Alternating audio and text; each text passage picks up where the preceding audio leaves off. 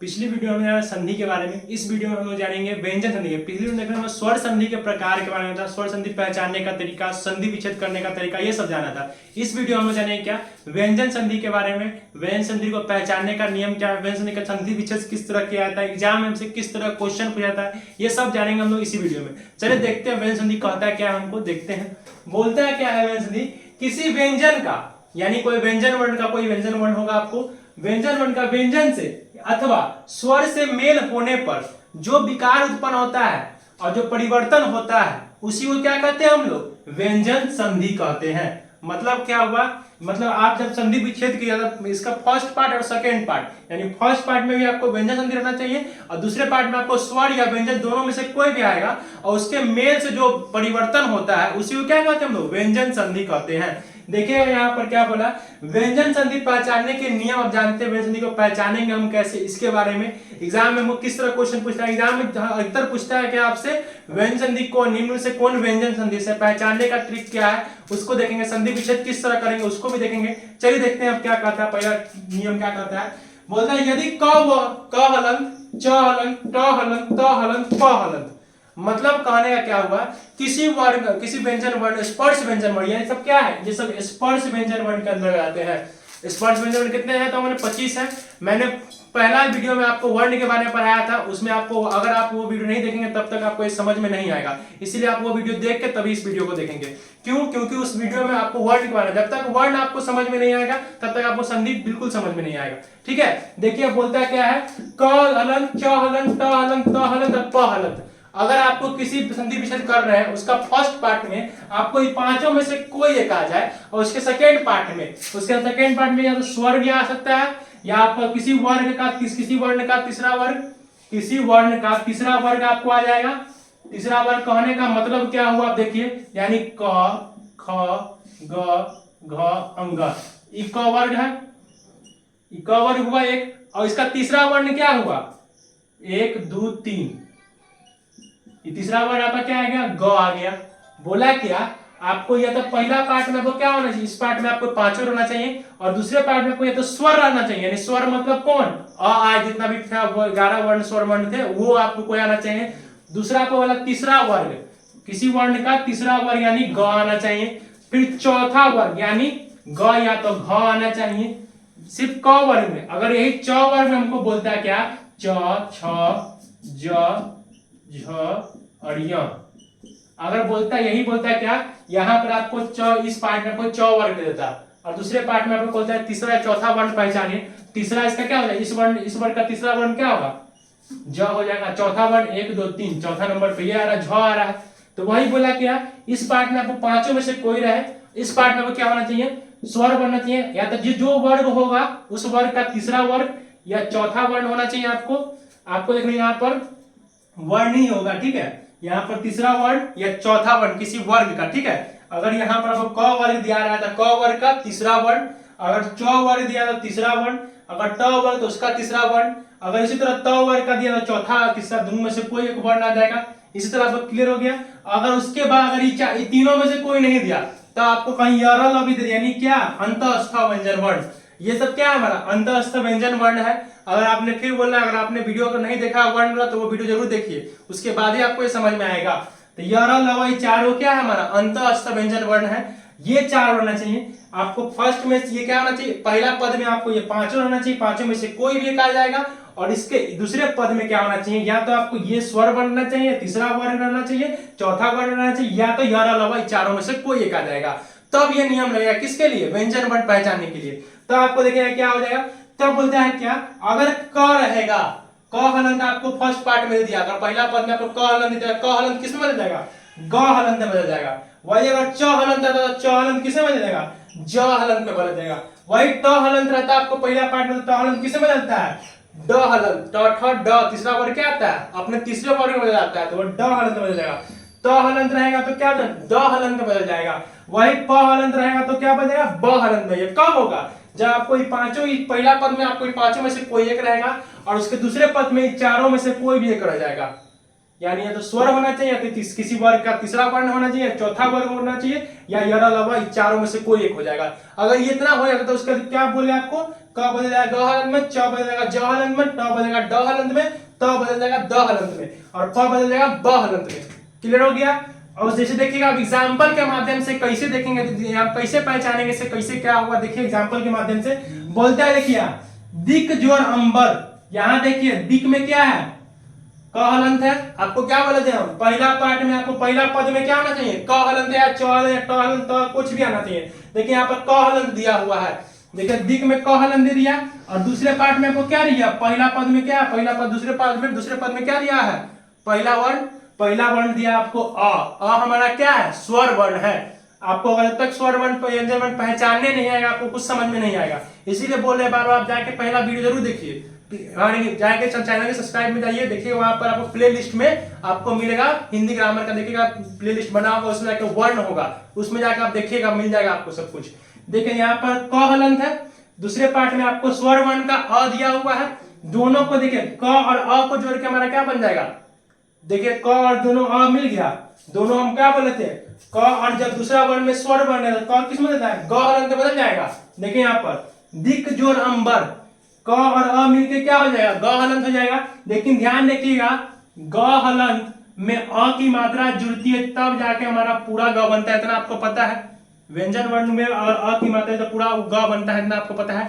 देखिए यहाँ पर दिक में दिया हुआ क हलंत, यहाँ अ की मात्रा है, दोनों को जोड़ेंगे तो ग हलंत होने वाला था पहले, जब हम क्या बोले थे क हलंत रहे और उसका स्वर रहे, दोनों को जोड़ने पर किसमें बदल जाएगा, क बदल जाएगा हमारा ग में, इतना आपको पता था। लेकिन यहाँ अ की मात्रा थी, इसी कारण से ग हलंत ना होकर यानी ग आधा ना होकर पूरा हो जाता है। देखिए दिग जोर अंबर यानी दिगंबर, इसकी अ की मात्रा खत्म हो जाएगी और क किसे बदल जाएगा, ग बदल जाएगा। यहाँ पूरा ग इसीलिए हो गया, यहाँ पर आधा ग इसलिए नहीं लगा, क्यों, क्योंकि यहाँ अ था, अ में अगर ग हलंत में अ जो रहता है वो पूरा ग हो जाता है, इसीलिए यहाँ पर दिगंबर में पूरा ग हुआ। क्लियर हो गया। दूसरा एग्जांपल देखिए, यहाँ देखिए सत जोर भावना, यहाँ पर क्या है, त हलंत है, हम बोले थे त हलंत होना चाहिए। देखिए त हलंत रहेगा तो क्या हुआ, त हलंत किसमें बदल जाएगा, द हलंत में बदल जाता है। क्लियर है, त हलंत किसमें बदल जाएगा, द हलंत में बदल जाएगा। देखिए यहाँ पर सत जोर भावना, सत जोर भावना, त हलंत बदल जाना हमको द हलंत में। देखिए सत भावना को हम लोग क्या बन गए, सद भावना, त हलंत किसमें बदल जाएगा, द हलंत में। स का स रह गया, भावना का भावना है, खाली त किसे बदल गया, द में बदल गया। कोई दिक्कत नहीं समझने में। फिर आगे एक और देखिए, लास्ट एग्जांपल देखते हैं और इसको समझने की कोशिश करते हैं।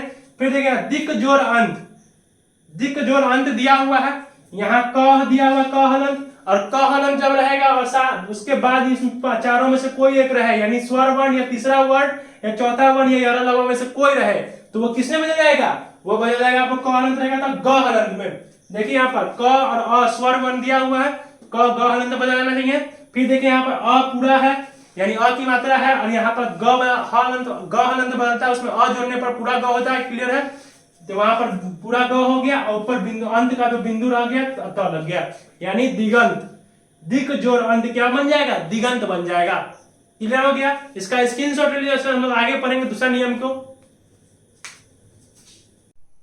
अब हम देखते हैं व्यंजन संधि का दूसरा नियम क्या कहता है, चलिए देखते हैं। बोलता है क्या है, यदि क हलंत, च हलंत, ट हलंत, त हलंत, प हलंत, ये पांचों में से कोई क्या हो, पहला पद में क्या हो, पहला पद में ये पांचों में से कोई होना चाहिए। फिर उसके बाद क्या हो, म या न होना चाहिए। म हलंत भी हो सकता है, न हलंत भी हो सकता है। ये दोनों में अगर कुछ भी हो जाएगा तो ये क्या हो जाएगा, आपको तब बोला क्या, तो वो अपने पांचवें वर्ग में, मतलब जो वर्ग का जो व्यक्ति रहेगा वो अपने पांचवें वर्ग में बदल जाएगा। जैसे क्या क रहेगा, क का पांचवा वर्ग क्या होता है, मान लीजिए क आपका पहला है, ये दूसरा, आपको तीसरा, चौथा और पांचवें नंबर पर क्या आता है, अंग आता है, यानी आधा अंग हो जाएगा। फिर देखिए चहलंत, चहलंत किसमें बदल जाएगा, अपने पांचवें वर्ण में, यानी 1 2 3 4 और पांचवा वर्ण में क्या आता है, यहाँ आता है।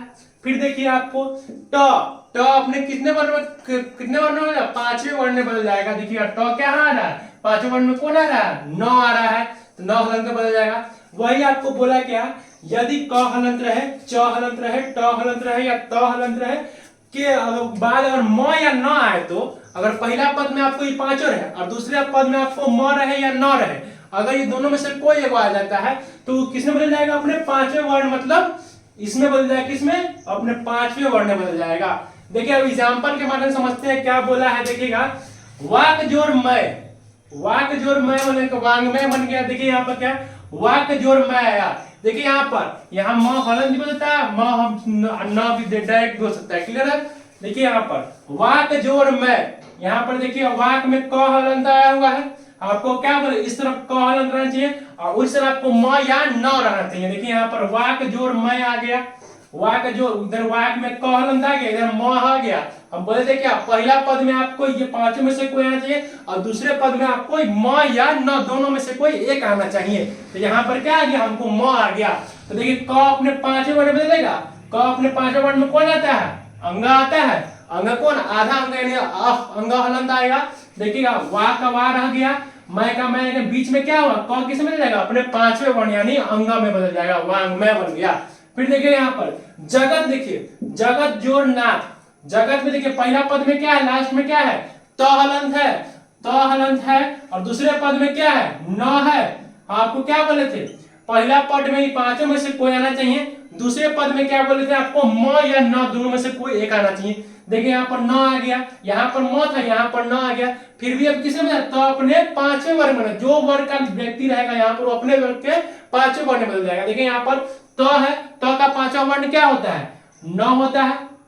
सॉरी यहाँ पर न इसे होगा, छोटी लिखा गया ना। देखिए यहाँ पर न ऐसा होगा तो वो अपने किसने वर्ण में? अपने पांचवें वर्ण में बदल जाएगा। देखिए यहाँ पर जगत जोड़ नाथ, देखिए जग जगत जग का जग रह गया, नाथ का नाथ रह गया। यहाँ पर क्या तो के जगह हम क्या आधा न लिखेंगे तो जगत नाथ हो जाएगा, जगन्नाथ हो जाएगा। जगत जोड़ नाथ क्या होगा? जगन्नाथ हो जाएगा। फिर देखिए यहाँ पर सन सट जोड़ मुख, सट जोड़ मुख आया क्या है? सट में देखिएगा पहला पद में क्या है? लास्ट पद, पहला पद के अंतिम में क्या आया? ट हलंत आया। दूसरे पद के प्रथम में क्या आया? म आया। दूसरे पद के प्रथम में क्या आया? म आया। अब आप बोलिएगा सर मुंह आया, मुंह में तो क्या म में ऊ की मात्रा भी आ रही है, तो पहले ऊ आया कि पहले म आएगा? तो ध्यान दीजिए बोलने में पहले क्या आ रहा है? म, फिर आएगा मुंह, तो पहले म आ रहा है फिर लास्ट में ऊ की मात्रा आ रही है, यानी हम प्रथम बदल लेते हैं। इसका क्या हम प्रथम पद लेंगे, इसका क्या प्रथम जो वर्ड आएगा उसको लेंगे। तो इसमें पहले क्या आएगा? म आता है। अगर यहीं पर आता है ई रहता मुंह तो इसका अंतिम पद यहाँ पर ऊ की मात्रा रहती, लेकिन हमको यहाँ पर लेना है, यहाँ पर प्रथम अलग लेना है, यहाँ पर म पहले आएगा ऊ की मात्रा बाद में, इसलिए हम म ही लेंगे ना कि ऊ लेंगे। क्लियर हो गया? तो यहाँ पर देखिए यहाँ पर अंतिम पद इसका क्या है? ट हलंत है। इसका पहला पद क्या, इसका क्या है पहला में? तो मुंह है यानी म होगा पहला में। ठीक है? तो ट और म हम बोले थे क्या पांचों में से कोई एक आना चाहिए और उसके बाद म या न दोनों में से कोई एक आना चाहिए। यहाँ क्या आ गया? म आ गया। तो ट किसने बदलेगा? अपने पांचवें वर्ण, अपने पांचवें वर्ण में कौन आता है? 1 2 3 4 और पांचवें वर्ण में न हलंत आता है। देखिएगा यहाँ पर सट जोड़ मुख, सन्मुख बन गया, स का स लग गया, ट आप किसमें बदल जाएगा? न में बदल गया, मुख का मुख लग गया, सन्मुख में बदल गया। फिर देखिए तन्मय, अब देखिए तन्मय आपको सब देगा, ये सब क्या था? आपको जोड़ने के लिए देता। अब आपको विच्छेद करना है। अब आपको एग्जाम में ऐसा तो नहीं सिर्फ जोड़ने के लिए देगा, सिर्फ विच्छेद करने भी देता है, पहचानने के लिए भी देता है। देखिए यहाँ पर तन्मय, अब आप बोलेगा तन्मय को विच्छेद कीजिए, कैसे कीजिएगा? देखिए आपको हम बताए थे यहाँ पर आधा न, आधा न के बाद आपको म या न लग जाए, आधा म के बाद अगर देखिएगा न या म लग जाए तो कौन नियम फॉलो कर रहा था? ये वाला पांचवें वर्ण अपना, अपने पहला कोई वर्ण अपने पांचवें वर्ण में बदला। देखिए यहाँ पर म लगा लास्ट में दिया, इसके मतलब तन, आधा न के बाद म लगा हुआ है, इसको तन को इसको अलग करना है और उसके मय को अलग करना है। तो न किसे बदल जाएगा? त बदल जाएगा। क्यों? क्योंकि देखिए आधा न दिया और म दिया है, तो जब म बाद में होना चाहिए उससे पहले क्या होना चाहिए?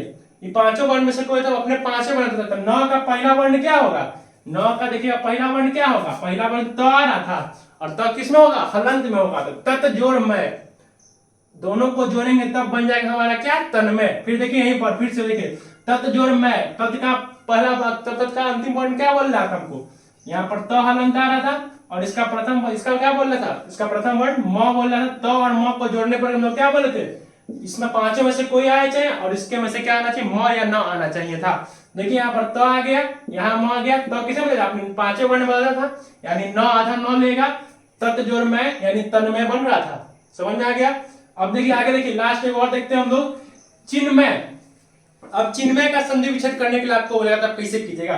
देखिए चिन्मय में आपको दे दिया संधि विच्छेद करने के लिए, फिर आपको देखिए आधा न दिया हुआ है और उसके बाद म या न दोनों में से कोई आधा अधूरा शब्द दिया होगा और अपने पांचवा वर्ण वाला, देखिए यहाँ पर ध्यान रखिएगा, यहाँ कोई पांचवा वर्ण होगा और उसके जस्ट बाद म या न आ जाए तो वो कौन सा नियम फॉलो कर रहा है, ये वाला नियम फॉलो कर रहा है।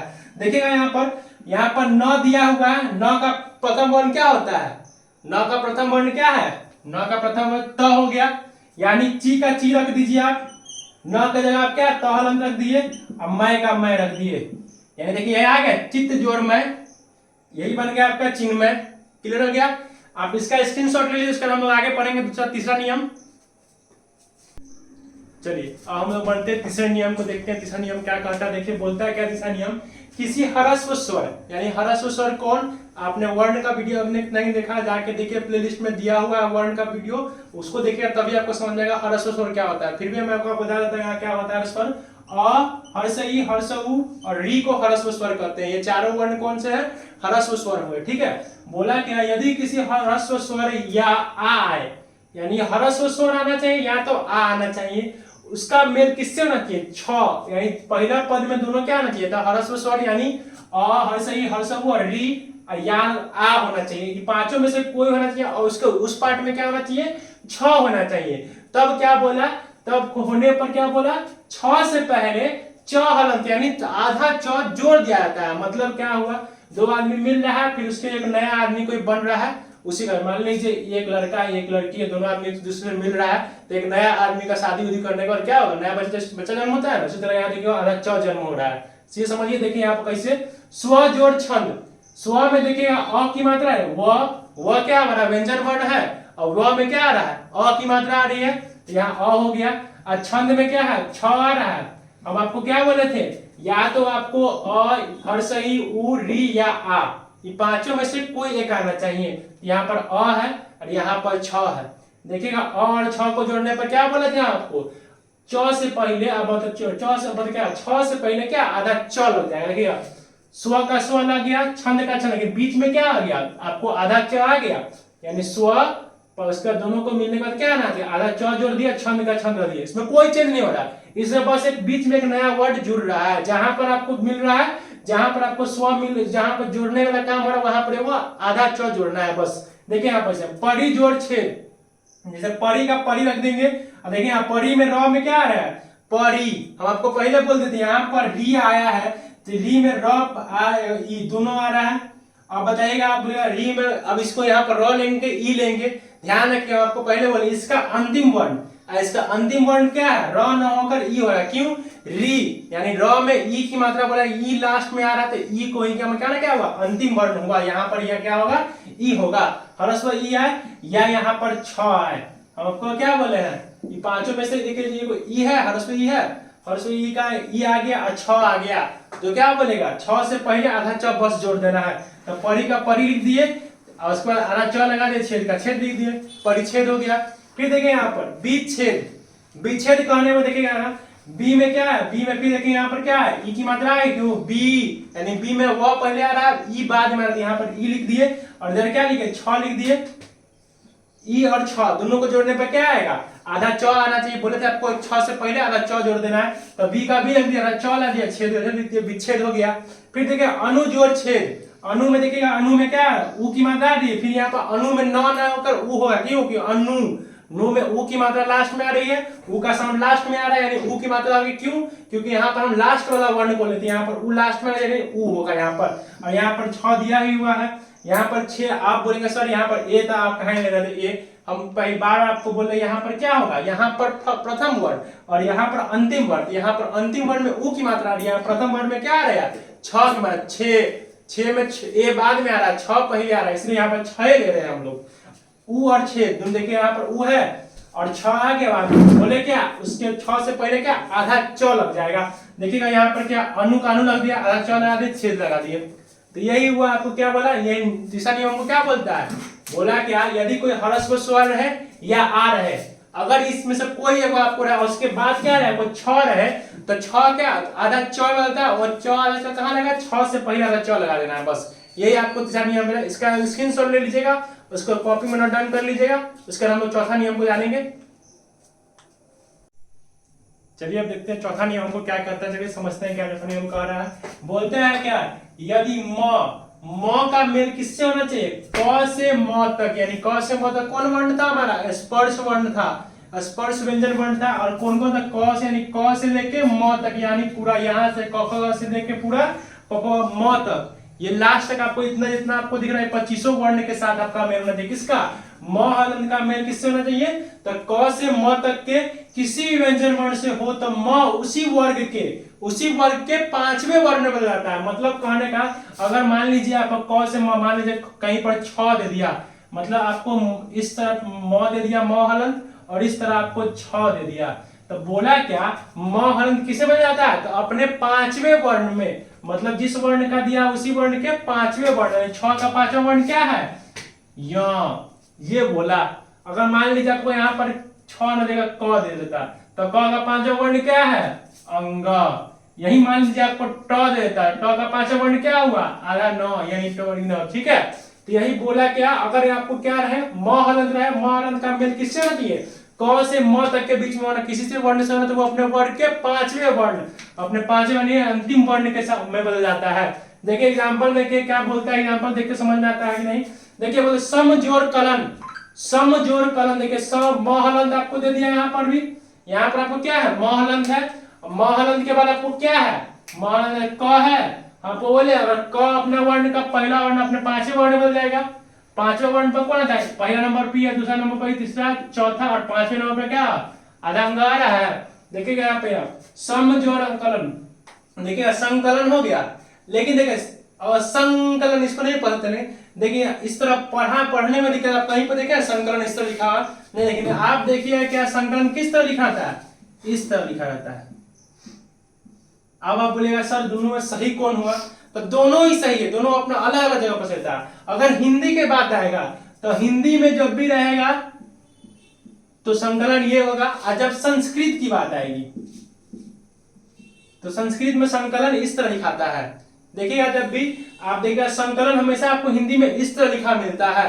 या देखिए बोला कि आप पांचवा वर्ण अभी काहे होता है? देखिएगा जब दो वर्ण एक साथ, यहाँ पर देखिए आधा वर्ण इसका है, अपने ही वर्ण के व्यक्ति के साथ लिखा जा रहा है संकलन। यहाँ पर अंग भी एक ही वर्ण का आधा है, और यह पूरा क है। जब दोनों एक साथ आता है तो क्या बनता है? इस तरह का न लिखकर हम क्या ऊपर अनुस्वार में बदल जाते हैं। देखिएगा ऐसे यहाँ पर समजोड़ गति, देखिए संगति इस तरह लिखते हैं हम लोग हिंदी में। हम लोग लिखते हैं कैसे संगति को? इस तरह लिखते हैं संगति। तो देखिए ये अगर संस्कृत की बात है तो ये सही होगा, लेकिन अब हिंदी में आएगी तो ये सही हो जाएगा। क्यों? क्योंकि यहाँ पर देखिएगा सम जोड़ गति अपने पांचवें वर्ण में होता है, और पांचवा वर्ण किस में होता है? अनुस्वार में बदल जाता है। पांचवा वर्ण में होगा, और उसके बाद क्या है? क्योंकि उसके बाद उसी वर्ण का व्यक्ति रहता है, इसी कारण से वो अपने पांचवें वर्ण को छोड़कर अनुस्वार में जाके बदल जाता है। यहाँ पर देखिए संगति इस तरह था, लेकिन इसके बाद ग जस्ट, इसके बाद अंग के बाद क्या है? ग आ गया। अब अंगा है और दोनों एक वर्ण का आदमी है, जब दोनों आदमी एक साथ नहीं रह सकता है, इसी कारण से क्या किया? ये अपने अनुस्वार का रूप लेके ऊपर चला जाता है। देखिए यहाँ पर सम जोड़ चय संचय। अब संचय आप देखिए ऐसा लिखा रहता है क्या? आपको लिखा मिलेगा हमेशा संचय कैसे? ऐसे। संस्कृत में जब भी आएंगे तो ऐसे लिखाएगा, हिंदी में आएंगे तो ऐसे लिखा रहेगा। फिर देखिएगा परम जोड़ तू, तो परंतु में देखिएगा आप इस तरह भी लिखा रहता है, इस तरह, लेकिन आप देखिएगा कंफ्यूजन हमेशा होता होगा परंतु लिखाता है कैसे, लेकिन हमेशा देखिए परंतु अब कैसे लिखाता है? देखिए प र ऊपर बिंदु और त। हिंदी में आएगा तो हमेशा परंतु इस तरह, यही आपका होगा। जब भी आप किताब किसी देखिएगा, जब प्रॉपर किताब होगा उसमें हमेशा परंतु ऐसे ही लिखा होगा, ऐसे कभी नहीं लिखा होगा। हम लोग लिख लेते हैं अपने कॉपी में लिखने के भाषा में, लेकिन हमेशा ये किताब में आप जब भी गौर कीजिए आपको परंतु इसी तरह मिलेगा हिंदी की किताब में। फिर देखिएगा समजोड़ पूर्ण, समजोड़ पूर्ण आप संपूर्ण ऐसे लिखते भी हम लोग हैं, आमतौर में हम लोग सब लोग ऐसे ही लिखते हैं, लेकिन होता ओरिजिनल में क्या है? तो सही क्या हुआ? तो संपूर्ण में क्या होगा? ऊपर बिंदु होगा। आप देखिएगा जब भी कोई किताब पढ़ेगा हिंदी का, हिंदी में संपूर्ण जहां भी लिखा रहेगा तो ऊपर बिंदु ही दिया रहेगा। कभी भी आपको संपूर्ण आधा म के साथ नहीं मिलेगा हिंदी की किताब में। ठीक है, इसका एक स्क्रीनशॉट ले लीजिए, हम लोग आगे जानेंगे अगला नियम क्या कहेगा। चलिए देखते हैं पांचवा नियम हमको कहता है क्या, देखते बोलता है क्या पांचवा नियम। म का मेल, यानी म हलंत रहेगा या म रहेगा, दोनों में से कोई हो सकता है। म का मेल यदि अंतःस्थ या उष्म व्यंजन से हो तो उसको म सदैव किसमें? अनुस्वार में जाता है। अंतःस्थ और उष्म क्या होता है? यरा लवा जो था, तालाब समुद्र सह जो भी सब था, कैसे क्या है? अंतःस्थ और उष्म व्यंजन है। बोला क्या? म हलंत का मेल अंतःस्थ या उष्म दोनों में से किसी एक से हो जाता है तो उसमें से क्या होता है, वो अनुस्वार में जाता है। कौन? म हमेशा अनुस्वार में जाता है। देखिए सम जोड़ योग, सम में म है, सम में म आया, म हलंत आ गया, इधर य आ गया, य में आ गया अंतःस्थ व्यंजन वर्ण है, तो बोला म हलंत और य दोनों को जोड़ने पर क्या हो, बोला जब क्या म का मेल अंतःस्थ या उष्म दोनों में से किसी एक से क्या बता, म हमेशा किस में जाता है, अनुस्वार में बदल जाता है। देखिएगा म और य दोनों के मेल से बना गया अनुस्वार आ गया। सम जोड़ योग यानी संयोग, संयोग ये हो गया, संयोग संयोग हो गया। फिर देखिए सम जोड़ रक्षक, यहाँ भी म हलंत है और र हमारा देखा य र ल व, ये चारों हमारा क्या अंतःस्थ व्यंजन वर्ण था।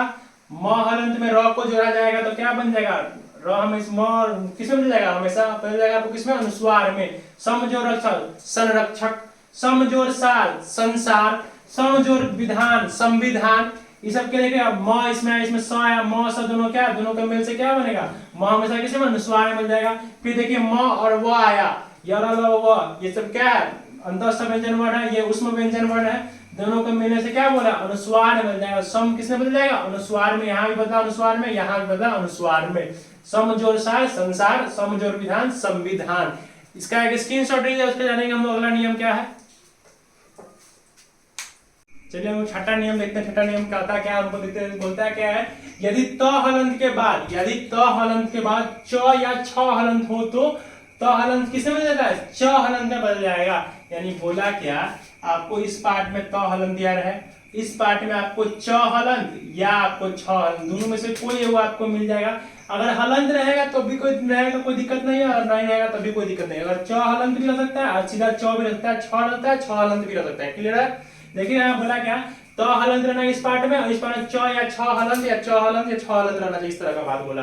तो वो किसमें बदल जाएगा, आधा च में बदल जाएगा। क्या बदल जाएगा, वो आधा च हलंत में बदल जाएगा। जैसे देखिए उत जोड़ चारण, उत में त हलंत आ गया, हम जो बोले त हलंत आ गया, और यहाँ पर च आ गया, च या छ में दोनों में से कोई एक आना चाहिए। यहाँ पर च आ चुका है तो त और च मिले क्या बनेगा, आधा च बना जाएगा। देखिए यहाँ पर उच्चारण का देखिए उ का उ रख दिए तो किस में बदल जाएगा, आधा च में बदल जाएगा, आचरण का चारण उच्चारण। फिर देखिए यहाँ पर उत जोड़ चरित, उत में देखिए त हलन दिया, यहाँ पर च दिया है, आपको बोले त या च दोनों में से कोई एक होना चाहिए। देखिए उत जोड़ चरित में त और किस में बदल जाएगा, आधा च बदल जाएगा, उ का उ रख दिए आधा त किस में बदल जाएगा, आधा च में बदल जाता है, आधा च डाल दिए और चरित का चरित उच्चरित बोल दिए। फिर देखिए सत जोड़ चरित, सत जोड़ त हलन दिया हुआ है, यहाँ पर च है, दोनों को मिला क्या होगा, आधा च बनेगा। देखिए सच, स का स रख दिया, आधा तो किस में बदल गया, आधा च में बदल गया, और चरित का चरित सच्चरित बन कर दिए। इसका एक स्क्रीनशॉट ले उसका हम लोग फिर आगे जानेंगे अगला नियम क्या कहता है हमको। चलिए हम लोग देखते हैं सातवां नियम कहता क्या है, उसको देखते हैं। देखिए बोलता क्या है, त हलंत के बाद, त हलंत के बाद अगर क्या आएगा आपको ज या झ हो तो त किसे बदल जाएगा, ज में बदल जाएगा। कहने का सेंस क्या हुआ, अगर इस पार्ट में आपको त हलंत दिया रहेगा और इस पार्ट में आपको क्या दिया, ज हलंत, ज या झ दोनों में से कोई एक दिया रहेगा तो किसमें बदल जाएगा आपको, त किसमें बदल जाएगा आपको, त आधा ज में बदल जाएगा, यानी ज हलंत में बदल जाएगा। जैसे कि यहाँ पर क्या हुआ, उत जोड़ ज्वल, उत में देखिएगा आया तो आ रहा है, यानी त हलंत है, इधर क्या है हमको ज हलंत या ज दोनों में से कोई रहे कोई दिक्कत नहीं है। देखिए यहाँ ज हलंत यानी आधा ज है, आधा जो यहाँ पर यानी ज हलंत दे दिया, यहाँ पर आधा त दे दिया। बोले थे क्या, या त हलंत के बाद अगर क्या हो ज या झ दोनों में से कोई एक आ जाएगा तो क्या त किस आधा ज में बदल जाएगा। देखिए यहाँ पर उत जोड़ ज्वल, ज में आ गया। देखिए त किस में जाएगा, ज में, उ का उ डाल दिए, ज्वल का ज्वल डाल दिया, और त का यहाँ त क्या डाल दिया, आधा ज डाल दिए। क्यों डाल दिए, क्या बोला नियम हमको, अगर त हलंत के बाद अगर ज या झ दोनों में से कोई आएगा तो त किसमें बदल जाएगा, आधा ज में बदल जाता है। इसी कारण से उत जोड़ ज्वल में उज्ज्वल में कैसे हो गया, आधा ज कहां से आया, तो त के जगह पर आधा ज आ गया। क्लियर है। फिर देखिए दूसरा एग्जांपल बोलता है क्या हमको, सत जोड़ जन, सत जोड़ जन में देखिएगा सत में त हलंत है, इस तरफ क्या है ज है, हमको बोले थे क्या ज रहे या ज हलंत रहे दोनों में से कोई रहे कोई दिक्कत नहीं होगा। ज यहाँ पर दिया पूरा ज है, आपको बोले त हलंत के बाद अगर ज रहे तो ज किसमें बदल जाएगा आपको, त किसमें बदल जाएगा आपको, आधा ज में बदलेगा। देखिए स का डालिए, त का जगह पर ज डाल दिया, जन का जन डाल सज्जन हो गया। फिर देखिएगा उत जोड़ झटिका, उत जो झटिका में क्या करता है, उत में त हलंत दिया हुआ हमको, फिर यहाँ पर झ दिया, यानी च ज या झ दोनों में से कोई एक रहना चाहिए। तो इस बार हमको क्या दिया, ज की जगह झ दे दिया हमको, यहाँ पर यह उत जोड़ झ दे दिया। झटिका में देखिएगा उत जोड़ झटिका में क्या है, झ है, इधर त हलंत है, दोनों को जोड़ने पर त किसमें मिल जाएगा आपको, ज हलंत में हो जाएगा। देखिए यहाँ पर उ का उ डाल दिए, तो का जाएगा ज डाल दिए, झटिका का झटिका झटिका लिख दिए। फिर देखिए यहाँ पर जगत जोड़ जननी, जगत जननी में जगह त हलंत हमको दे दिया, इधर फिर ज दे दिया, तो अब किसमें बन जाएगा, अब आधा ज में जाएगा, जगत का जग डाल दिए, अब त के जगह पे हम क्या आधा ज डाल दिया, जननी का जननी, जगत जननी हो गया। यही आपको हुआ। आपको क्या बताया नियम, अगर त हलंत दिया रहे आपको इस पार्ट में, उस पार्ट में ज या झ दोनों में से कोई दिया रहे तो त हलंत किसमें जाता है, ज हलंत बन जाएगा। इसका एक स्क्रीनशॉट ले लीजिए, इसका हम लोग आगे देखेंगे क्या होता है हमको नियम। चलिए अब हम देखते हैं हमारा अगला नियम क्या कहता है। देखिए बोलता है क्या है, यदि त हलंत के साथ, मतलब बोला क्या, त हलंत के साथ स हलंत हो तो, यानी बोला देखिए यहाँ पर क्या हो गया, त हलंत के साथ क्या हो, स हलंत हो तो त का च हलंत और स का छ हलंत हो जाता है। कहने का तात्पर्य क्या हुआ, बोला क्या, अगर त हलंत का मेल किससे हो, स हलंत से हो, यानी तलावे से, कौन सा, तलावे से होना चाहिए। तो बोला क्या, त किस में मिल जाएगा, त आपको बदल जाएगा किसमें, च हलंत में, और स किस में मिल जाएगा आपको, छ हलंत में। यही आपको बोला क्या, यदि त हलंत के साथ स हलंत हो तो क्या बोला, त हलंत च हलंत में मिलता है और स हलंत छ हलंत में मिलता है। यहाँ पर देखिए के साथ नहीं समझ में आ रहा है, त हलंत का मेल स हलंत से हो तो, स हलंत से हो तो त हलंत का च हलंत हो और स हलंत का छ हलंत हो जाता है। देखिए इसे क्या बोला, जैसे में उत जोड़ श्वास देखिए यहाँ पर त हलंत आपको दे दिया और ये तलावेश दे दिया, तलावेश हलंत दिया हुआ है, यानी आधा तलावेश दिया हुआ है, तो क्या किसमें मिल जाएगा, तो आपको त बदल जाएगा किसमें, च हलंत में, और तलावेश किसमें जाएगा, छ हलंत में। देखिएगा उ का उ रह गया, त का क्या आ गया, आधा च आ गया, बोले थे त किसमें जाएगा, च बदल जाएगा। फिर बोला स्वा, आधा स क्या आएगा, छ आ जाएगा, आधा छ आ गया। फिर देखिए वहां पर वास का वास दोनों का सेम लगा दिए, उच्छ्वास हो गया। फिर देखिए सत जोड़ सात, त हलंत दिया हुआ है और यहाँ पर स दिया हुआ है, क्या त हलंत किसमें बदल जाएगा, च हलंत में, और स किसमें, छ हलंत में हो जाएगा। स का स रख दिया, त हलंत किसमें, आधा च में बदल गया, और छ में देखिए यहाँ पर आप बोलिएगा छ हलंत किसमें, स के छ हलंत बदलता है, छ हलंत यहाँ होकर पूरा छ दिया, काहे दिया हुआ है, क्योंकि यहाँ आकार की मात्रा है, यहाँ आम की मात्रा है, इसीलिए पूरा आ हो जाएगा। ठीक है, यहाँ पर छ पूरा हो जाएगा, इसे सच्छास्त्र हो जाएगा। ठीक है, इसका एक स्क्रीनशॉट ले लीजिएगा। इस वीडियो में हम लोग इतना ही जानेंगे, व्यंजन वर्ण के, व्यंजन संधि के बारे में जान लिए। अगले वीडियो में जानेंगे विषम संधि क्या होता है, एग्जाम में किस तरह क्वेश्चन पूछता है, इसके बारे में जानेंगे।